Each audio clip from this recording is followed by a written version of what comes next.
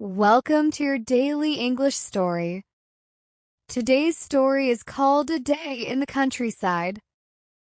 Listen carefully, learn new words, and enjoy the journey. My name is Sarah. I live in the city. There are many cars, buses, tall buildings, and noise. Every day feels the same. Work, traffic, home. But today is different. Today I visit the countryside. I wake up early. The sun is shining through my window. Birds are singing. I make a cup of tea, pack a small bag, and take the train. The train ride is quiet and peaceful. Outside the window, I see trees, green fields, and animals. Cows are eating grass. Sheep are walking slowly. I smile. This is what I need. I arrive at a small village. There are no tall buildings here.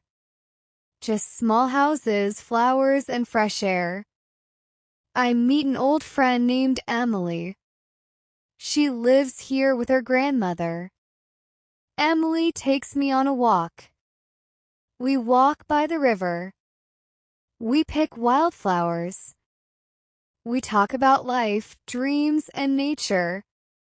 Later, we sit under a big tree. Emily gives me a sandwich and some fresh lemonade. We eat, we laugh, and we enjoy the quiet world around us. In the evening, we help her grandmother in the garden. We water the plants. We collect ripe tomatoes and cucumbers. The air smells like soil, grass, and sweet flowers. The sun begins to set. The sky turns orange and pink. I sit outside and watch the stars appear. At night, I sleep in Emily's guest room. It's very quiet. No cars. No horns. Only the sound of crickets and the wind. Let's review some words from the story. 1. Countryside. A place with farms, trees, and small villages. 2. Peaceful, quiet, and calm. 3. Village. A small town in the countryside. 4. Wildflowers. Flowers that grow naturally outside.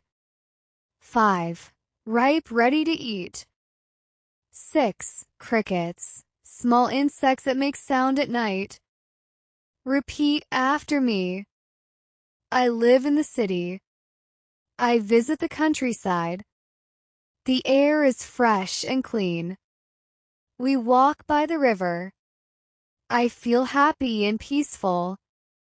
The sky turns orange at sunset.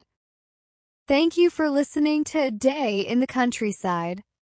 Repeat this story every day to improve your listening and speaking skills. See you next time.